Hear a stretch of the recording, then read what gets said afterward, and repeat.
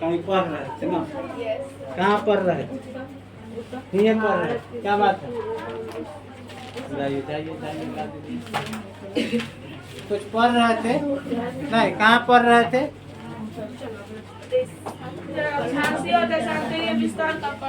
प्रभाव समझ में आ गया? दिक्कत है?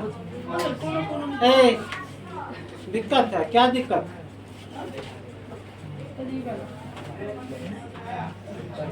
क्या कर रहा? पढ़िए। कर्क रेखा 37 डिग्री उत्तर अक्षांश भारत के बीच से गुजरती है। चलो 1 मिनट रुको। जितना पढ़ा उतना पर रुक जाए। तो सबसे पहले तो भारत बनाने दीजिए।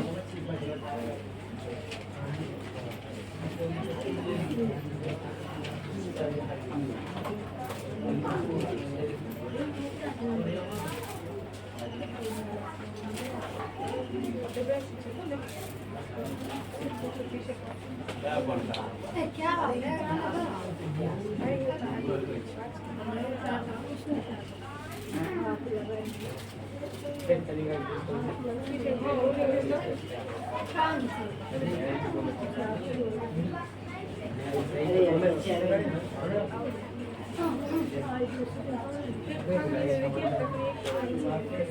ठीक है। अब कह रहा है कि कर्क रेखा जो 23.5 डिग्री यह भारत के बीचों बीच से गुजरती, यही न कह रहा? तो कर्क रेखा जो है यह भारत के बीचों बीच से गुजरती, गुजर गया। आगे बोलो। भारत के बीच से गुजरती है। इस रेखा के उत्तर वाले भूभाग में सूर्य की किरणें कभी लंबवत नहीं चलो, पड़ती। हमने कल बताया था कि इसके ऊपर जो है उत्तर, अब इसमें दिशा निर्धारित करो, यह क्या हो जाएगा? और ये क्या हो जाएगा? और ये अब कह रहा है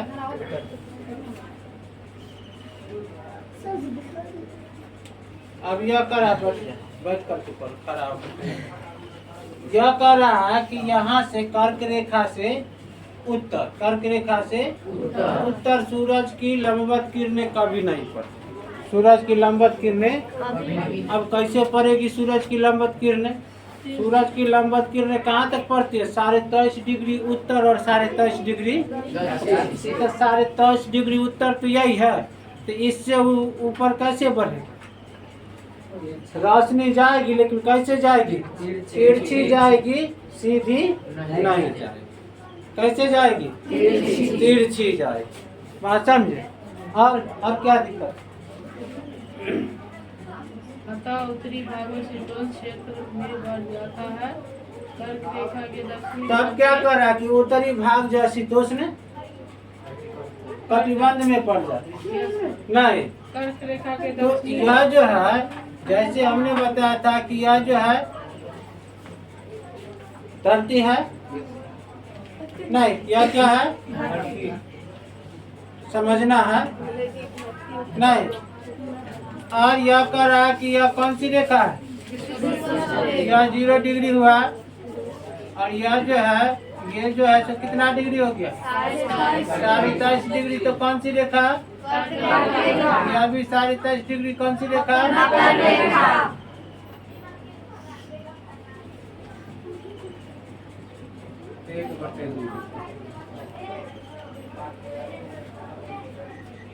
समझे? तो सूरज की लंबवत किरणें जो है यहाँ से यहाँ और यहाँ से यहीं तक, या पहले ही क्लास में बताया गया था। पहला कि दूसरा में बताया गया?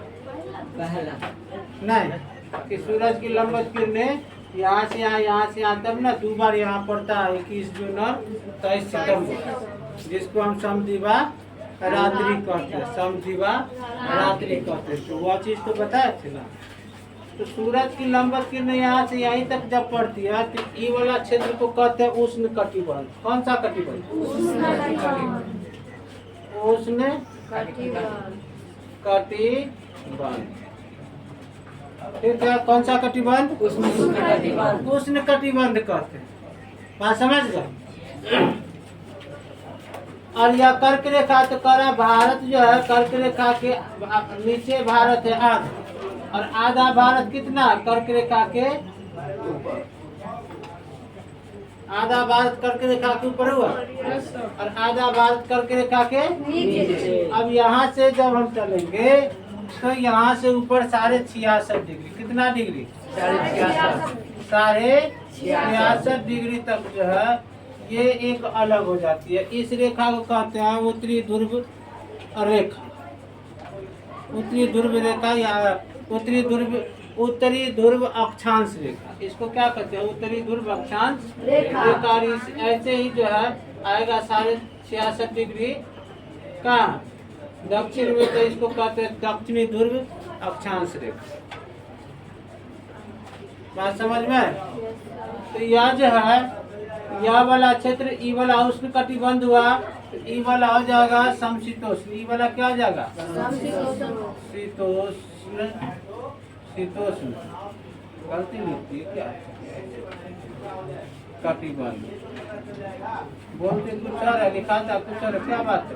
कोनो नजर तो ना हमरा लगा दिले।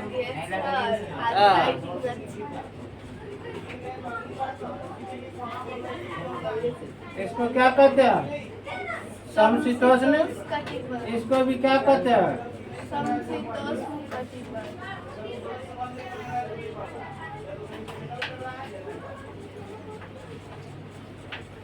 बात समझे?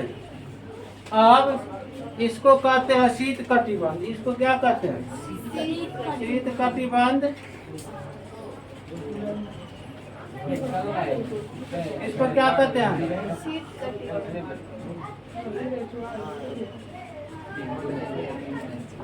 समझा रहे विश्वजीत कुमार? यहाँ ध्यान दो। Yes sir. आप भी नहीं समझे और आप भी नहीं ध्यान दीजिएगा तो कैसे? देखो आधा भारत की जो स्थिति है वह तो उष्ण कटिबंध में, कर्क रेखा से नीचे किस कटिबंध में पड़ता है उष्ण कटिबंध, जहाँ पर अत्यधिक गर्मी होती है। उष्ण माने गर्म, उष्ण माने गर्म, तो गर्म क्षेत्र हो गया ये। और इसके ऊपर कर्क रेखा के ऊपर जाएंगे तो समशीतोष्ण कर रहा है, एक समान ठंडी और गर्मी वाला। तो मतलब यह हो गया कि एक समान ठंडी और गर्मी जो कर रहा है, कहने का अर्थ यह नहीं है कि न ठंडा रहेगा न गर्मी रहेगा, एक समान मौसम, ऐसा कोई बात नहीं। समशीतोष्ण कहने का मतलब कि यहाँ पर ठंडी भी रहेगी, गर्मी भी रहेगी, नहीं बरसात भी यहाँ पर होगी। जैसे देखिए अभी अप्रैल है, अभी कौन सा महीना है अप्रैल है, तो जब अप्रैल जब है तो यहाँ पर अभी गर्मी है, अभी क्या है गर्मी है। मई में गर्मी रहेगी, जून में गर्मी रहेगी, लेकिन कहा जाता है क्या कि 1 जून जैसे ही आएगा हमारे यहाँ जो है बरसात का मौसम यानी मानसून प्रवेश कर जाता है भारत में। नहीं 7 से लेकर के और 15 जून तक जो है सो पूरे भारत में वर्षा होना शुरू हो जाती है, जिसके कारण गर्मी में थोड़ा राहत, गर्मी से थोड़ा राहत मिल जाता है। अभी नहीं देखते कड़ाके की गर्मी है, कड़ाके की ठंडी नहीं, कड़ाके की गर्मी है, नहीं बिजोर गर्मी। जब स्कूल से हम चलते हैं वहाँ विद्यापति स्कूल से, तो लगेगा कैसे कि ये सब जल गया, ये सब जल गया। तो हेलमेट रहता है तो उससे सुरक्षित रहता है ये शर्ट, यहाँ से इधर शर्ट रहता है तो यह तो ठीक रहता है, ये वाला बुझाएगा कैसे कि पक रहा है। अब उस दिन जो है रात में थोड़ा सा बारिश हुआ तो जा कर के गर्मी थोड़ा सा, तो सारे जिलाधिकारी जितने भी बिहार में जितने भी जिलाधिकारी सब अपने अपने जिला के लिए नोटिस निकाल दिए थे कि स्कूल जो है और सवेरे खुलेगा और सवेरे बंद हो जाएगा। नहीं भारत का मौसम ऐसा है ना कि 12 का 12 महीना बहाने हैं कि ये वर्षा था तो काम नहीं हुआ, ठंडी था तो नहीं, गर्मी था तो नहीं कर पाए, नहीं, लेकिन काम तो है तो करना है। काम करने से खत्म होता है, काम कीजिएगा तब ना खत्म होगा, काम करवे नहीं कीजिएगा तो कहियो खत्म होगा। एक बात और है, जो करता है उसी को लोग कहते भी है, जो नहीं करता है उसको कोई कहता है, कोई नहीं कहता। समझे? तो हम बता रहे थे यहाँ क्या बता रहे थे कि भारत की आप देखो गर्मी, यहाँ से इधर गर्मी रहेगा, यहाँ से इधर क्या होगा समशीतोष्ण है, तो यहाँ देखते हैं मुख्य रूप से 3 गो है ऋतु, ठंडी, गर्मी और बरसात। ऐसे तो 6 गो, 6 पड़े नहीं, कौन कौन है? एगो शरद ऋतु है, एगो बसंत ऋतु है, एगो शिशिर,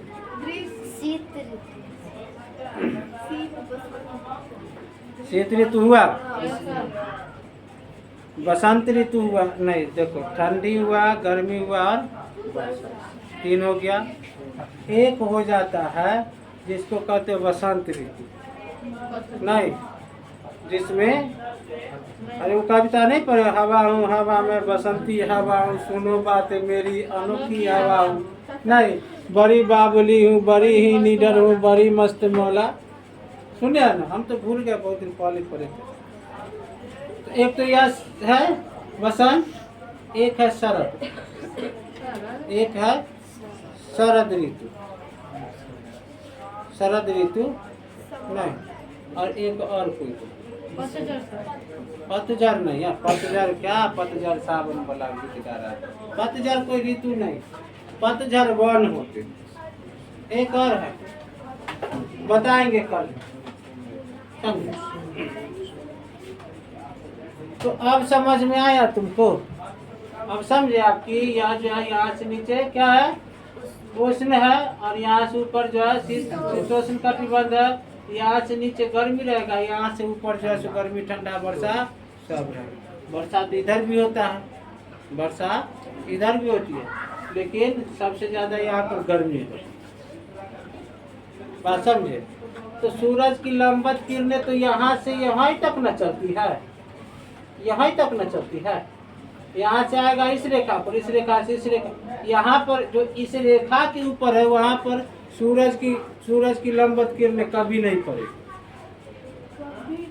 कभी नहीं। जब भी पड़ेगी कैसे पड़ेगी, तिरछी पड़ेगी। तो इस क्षेत्र में जो है, इस क्षेत्र में जो है ठंडी भी रहता है, गर्मी भी रहता है। फिर इससे ऊपर जाएंगे, यहाँ 66.5 से ऊपर जाएंगे, 66.5 से क्या होगा, ऊपर जाएंगे, तब यहाँ पर शीत कटिबंध, यहाँ हमेशा 12 महीना ठंडे लगता है, गर्मी नहीं रहेगी। क्यों? क्योंकि मान लीजिए यहाँ पर यदि सूरज की लंबवत किरणें चमकेगी, सीधा इस पर मारेगा फोकस, तो उसका जो है यहाँ तक ना आ जाएगा गर्मी, इधर यहाँ तक आ जाएगा। इस पर जब मारेगा तो यहाँ से यहाँ तक रहेगा फोकस। टॉर्च मारते हैं, टॉर्च जलाए कभी, मारते हैं तो उसका जो मेन जो फोकस है वो इतनी दूर में रहता है कि इतना दूर में चला जाता है, इतना दूर में जाता है, इतना दूर में चला जाता है। उसके बाद जो है कम रोशनी, फिर कम रोशनी, उससे आगे देखेंगे तो अंधेरा दिखाई देगा, समझे? उसी तरह से जब सीधा लंबवत मारेगा, जब इस पर मारेगा तो यहाँ से यहाँ तक उसका फोकस रहेगा, लेकिन जब यहाँ पर जब मारेगा लंबवत के लिए तो यहाँ रहेगा और यहाँ से यहाँ तक रहेगा, लेकिन इधर जो है तिरछी ही रहेगा, इधर भी तिरछा ही रहेगा, लेकिन फिर भी ज़्यादा गर्मी वाला क्षेत्र में। फिर यहाँ से जब इधर की ओर बढ़ जाएगा, धीरे धीरे इसकी दूरी कमते जाएगी, जब यहाँ पर आएगा तो यहाँ से यहाँ तक का रहेगा, यहाँ से यहाँ तक का रहेगा गर्मी, समझे? इधर वाला क्षेत्र में रहेगा ठंडा। तो ये वाला जो इसके नज़दीक रहता है, इसलिए यहाँ पर हमेशा गर्मी ही रहती है। केरल में सुनते हैं ना, हमेशा क्या रहता है, गर्मी रहता है। तमिलनाडु में, केरल में हमेशा गर्मी रहती है, नहीं? तो एक तो करा कि भारत यहाँ से जो है ऊपर किस कटिबंध में है, यह समशीतोष्ण कटिबंध हो गया, क्या हो गया, समशीतोष्ण कटिबंध। और यहाँ से नीचे क्या हो गया, उष्ण कटिबंध। लेकिन वर्षा भी होती है, नहीं? तो हम लोग कहते हैं कि भारत जो है उष्ण कटिबंधीय मानसून जलवायु वाला क्षेत्र है, क्योंकि यहाँ वर्षा भी खूब होती है। दुनिया में सबसे ज्यादा वर्षा यही ना, सबसे ज्यादा वर्षा होता है। ये वाला क्षेत्र देख रहे हैं, यहाँ पर 3 गो पहाड़ी है, गारो, खांसी, जयंतिया। गारो, खांसी और तो ये खांसी पहाड़ी है ना, खांसी पहाड़ी पर सबसे ज्यादा वर्षा होता है, 1080 सेंटीमीटर, 1100 सेंटीमीटर। 1100 पार हो जाता है, 1140, 80, 1200 तक भाग जाता है। जाइएगा ना वहाँ, आप जो कपड़ा पहने हुए रहिएगा वो भीग जाएगा। बात समझा? क्या होगा? भीग जाएगा। मतलब क्या? वर्षा से नहीं, वहाँ पर बारिश नहीं होगी, बारिश नहीं हो रही है, फिर भी कपड़ा भीग जाएगा। गर्मी से नहीं, आपके पसीना से नहीं। वहाँ की हवाएं जो चलती है उसमें इतना ना नमी रहता है, वहाँ आपका शरीर से जब वो हवाएं टकराएगी तो उसका नमी आपका कपड़ा सूखेगा, आपका कपड़ा गीला हो जाएगा। इसलिए वहाँ के लोग जो बरसाती पहन के चलते हैं। बात समझे? पसीना से नहीं, वर्षा से भी नहीं, हवा में इतनी नमी है कि क्या कर देता है, कपड़ा को गीला कर देता है। समझे? अब क्लियर हो गया? और कोई दिक्कत है? देशांतर वाला जो कल पढ़ा तो उसमें दिक्कत भी है? देशांतर वाला में दिक्कत नहीं ना? मानक यामोत्तर जो है वह बता दिए थे नहीं। अंतर्राष्ट्रीय तिथि रेखा, मानक यामोत्तर कितना डिग्री होता है? 0 डिग्री। कितना डिग्री होता है? यह कहाँ से पड़ता है? ग्रीनविच। क्या कहाँ से है? ग्रीनविच। ग्रीनविच कहाँ है? ब्रिटेन। क्लियर हो गया? यह समय जो घड़ी जो देखेंगे, टाइम जो बताएगा समय, वह यहीं से जो है मिलाया जाता है। भारत में यही कितना बताए थे? साढ़े 82 डिग्री बताए। कितना बताए थे? कहाँ से गुजरा है? नैनी। कहाँ से गुजरा है? नैनी कहाँ है? इलाहाबाद। इलाहाबाद। इसका नाम जो है सो बदल गया। इसका नाम क्या पड़ गया? प्रयागराज। प्रयागराज क्यों नाम पड़ा जानते? हाँ, वहाँ पर जो संगम, गंगा यमुना सरस्वती का ऐसा माना जाता संगम। संगम को प्रयाग का, जहाँ 2 नदी मिलता है उसको प्रयाग कहा जाता है। जैसे बहुत सारे नाम है, जैसे देव प्रयाग, कर्म प्रयाग, नहीं, उसी तरह से इसको प्रयाग राज दिया गया। इलाहाबाद में तो अब नाम बदल के क्या दे दिए? इलाहाबाद योगी जी। योगी जी नाम बदल दिए उसको इलाहाबाद का। नहीं, पहले था मुगल सराय। मुगल सराय अब है, अब उसका नाम जो है क्या कुछ रख दिए, कुछ नाम रख दिए हैं उस स्टेशन, दीन दयाल उपाध्याय, इस तरह से कुछ नाम।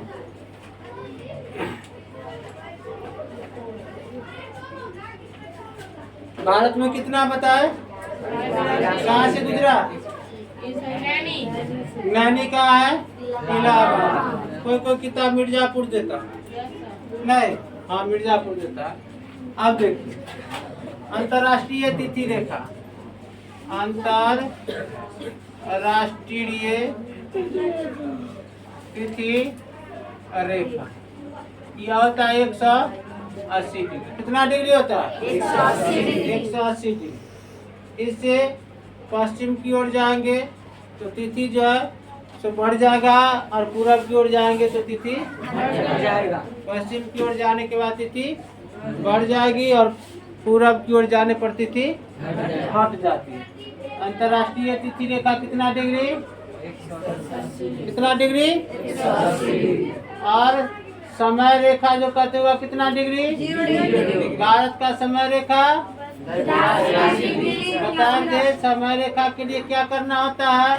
7.5 के गुणांक में चलना पड़ता है। 7 डिग्री 30 मिनट के गुणांक में यदि रहेगा, गुणांक यदि 7.5 डिग्री के गुणांक में रहेगा, तब ये वह जो है किसी देश का बीच वाला सेंटर हो, और किसके गुणांक में हो? 7.5 डिग्री के गुणांक में हो, तब वह जो है मानक समयोत्तर कहलाएगा, अन्यथा नहीं। जैसे भारत का जो बताया मानक समयोत्तर जो है कहाँ है? यह 82.5 डिग्री पर, तो यह 7.5 के गुणांक में, 7.5 से चलिएगा तो उसके गुणांक में यह पूर्व जाता है, इसलिए 82.5 को माना है। और दोनों का बीच भी सेंटर है, बीच सेंटर भी है नहीं, 68 है, 68 है ना, 68 डिग्री और 97 डिग्री, यही ना। दोनों को जोड़िए तो देखिए कितना पुर जाता है, 165 पुरता है ना। 165 को बीच करने के लिए क्या करना होगा, 2 भाग में कर दीजिए।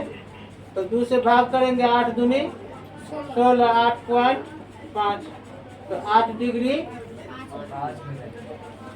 इसको 5 में 50 होता, समझे। तो सारे, अरे 8 दूनी 16 हो गए, और ये तो गलती कर दी, 8 दूनी 16, 2 दूनी ई वाला में लगा भी नहीं किए।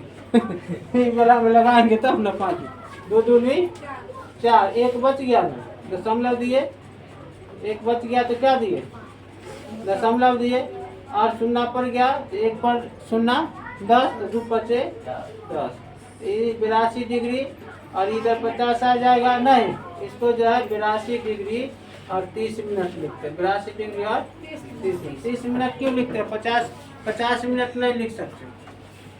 मिनट जो है 60 का न होता है ना, 60 मिनट का न 1 घंटा होता है, तो आधा घंटा क्या मिनट, तो 30 डिग्री न 30 मिनट न लिखेंगे आधा का, इसलिए वो सारे 82 डिग्री होता है। कितना होता है, सारे 82 डिग्री। इसको गुना करिएगा इससे तो इसके गुणांक में आ जाएगा, 7.5 के गुणांक में आता है, इसलिए इसी को माना गया, क्या माना गया, मानक समय, मानक यामत। नहीं, अब क्या है आप लोग का टॉपिक, भारत और विश्व, विस्तार बता दिए थे, कहाँ कहाँ पर है, समुद्री क्षेत्र कितना है, सब बता न दिए थे। अब कह रहा भारत और विश्व, भारत और विश्व, यह अगला टॉपिक है, भारत और विश्व। नहीं, समय है बचा, समय कितना बचा हुआ, 15 मिनट अभी है बचा, है ना, 15 मिनट।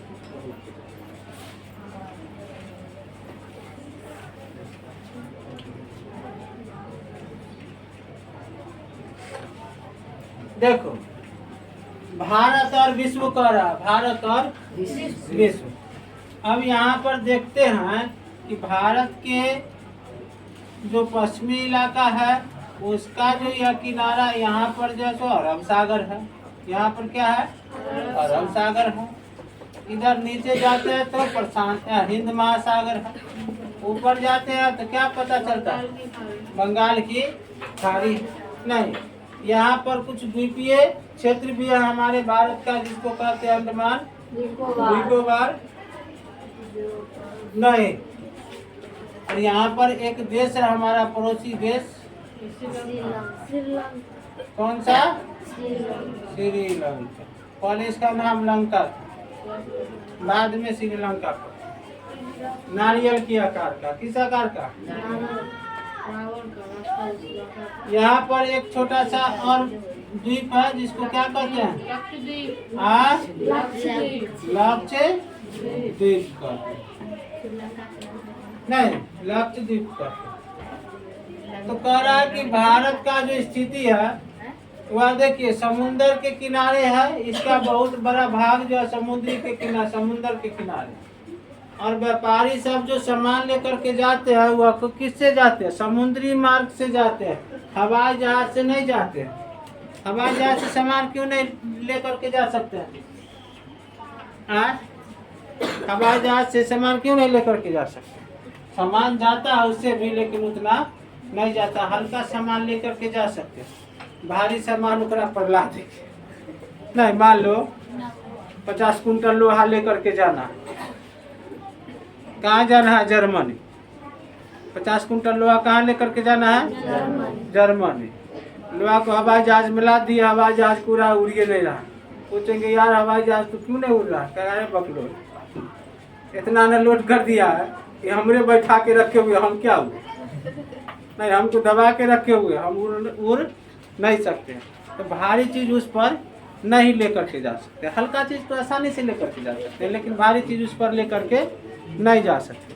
बात समझे, किस पर, हवाई जहाज। तो उसके लिए क्या किया जाता है, पनिया जहाज का प्रयोग किया जाता है। किसका प्रयोग किया जाता है, पनिया जहाज का प्रयोग किया जाता है। या पनिया जहाज जो है ना, इस पर बहुत 50 कुंटल क्या कितना लदा जाता है, उसकी जो कैपेसिटी जो बनाए हुए रहता है उस हिसाब से उस पर लोड कर दीजिए और लेकर के चल देता पनिया जहाज। नहीं बेहोश हो गई तो उसको वीडियो में डाल दे। हाँ कैमरा घुमा दे इधर तनका।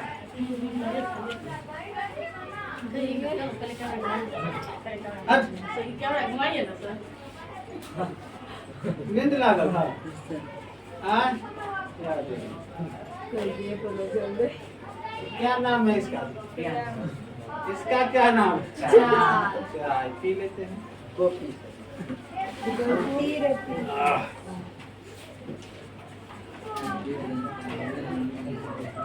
क्या बता रहे, बोला भारत एवं विश्व बोला है। तो इसका जो स्थिति देखो भारत की कहाँ है, भारत की स्थिति कहाँ है, सब इधर से भी समुद्र है, इधर से भी समुद्र है, इधर से तो बड़का समुद्र है। तो पनिया जहाज जितने भी आएंगे वह उसको जो है बहुत चीजों की जरूरत होता है। नहीं यहाँ से जब मोटरसाइकिल से चलेंगे पटना की ओर तो रास्ते में कहीं ना कहीं तेल भरवाएंगे ना, कि ना भरवाएंगे तेल, यदि उसमें रहेगा तो नहीं भी भरवा सकते हैं, लेकिन इधर से चल जाएंगे फिर उधर से आएंगे तो कहीं ना कहीं तेल भरवाएंगे ना। तो तेल भराने के लिए कोई ना कोई पेट्रोल पंप पर रुकेंगे कि चापाकल पर रुकोगे, पेट्रोल पंप पर रुकना होगा। तो यह जो पनिया जहाज जो चलती है उसमें भी तो ईंधन लगता होगा ना। तो ईंधन खपत, पनिया जहाज चलता है तो 6-6 महीना चलते रहता, समझे। तो जब चलते रहता है 6-6 महीना तक तो उसमें तो ईंधन लगेगा ना, उसका तेल खत्म नहीं हो जाएगा तो कैसे चलेगा। हाँ तेल यूज करता हो, डीजल यूज करता होगा,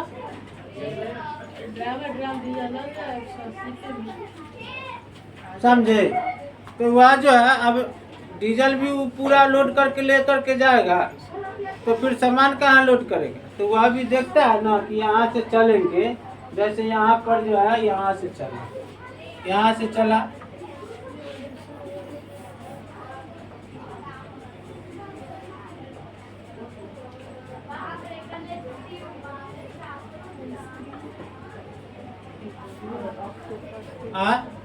अफ्रीका महादेश ऐसा ही ना, अफ्रीका का क्षेत्र नहीं देखो, देखो किताब में पहला अध्याय में देखो ना, पहले पाठ में देखो, पहला पेज में देखो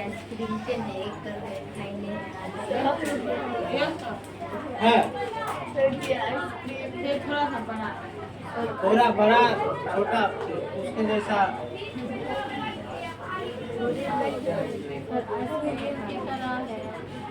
अब यह जो है यहाँ से चलेगा, कहाँ के लिए चलेगा, यहाँ पर इधर एक देश है जापान है, यहाँ पर पूरा विश्व का नक्शा बनाएंगे तब यहाँ पर जापान है। हाँ विश्व का नक्शा बनाएंगे तब वहाँ पर। तो यह जो यहाँ से चला, यहाँ पर जाकर के रुक गया, यहाँ पर जाकर के क्या हुआ, रुकेगा नहीं तो यहाँ नहीं रुकेगा, तो यहाँ से चलेगा और ऐसे यहाँ पर चेन्नई है, कौन सा बंदरगाह, चेन्नई, यहाँ पर जाकर के रुकेगा, समझे। यहाँ पर रुका, यहाँ पर यह तेल उल लिया, बनाया नहीं, खाने पीने वाला सामान सब लिया, खाने पीने वाला सामान लिया और फिर यहाँ से चला और पहुँच गया कहाँ, बात समझा।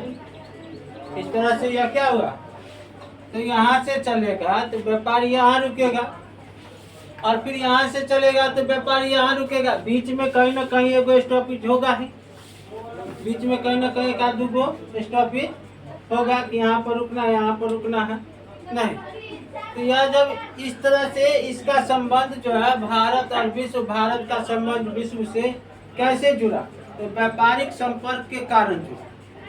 जहाज, सामान लदा हुआ जहाज एक स्थान से दूसरे स्थान जाता था, तो उसमें यहाँ होते हुए जाता था, तो लोग इसके बारे में धीरे धीरे जानने लगे। नहीं, इसका संबंध जो है विश्व से बढ़ने लगा।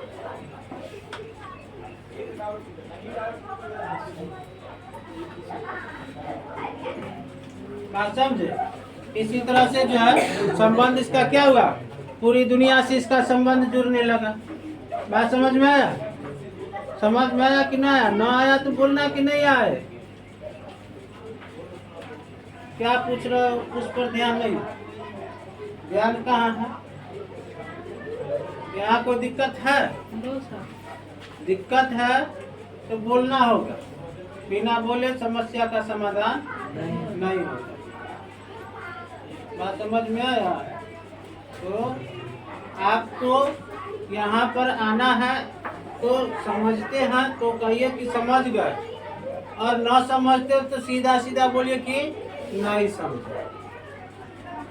फिर से समझाया जाए।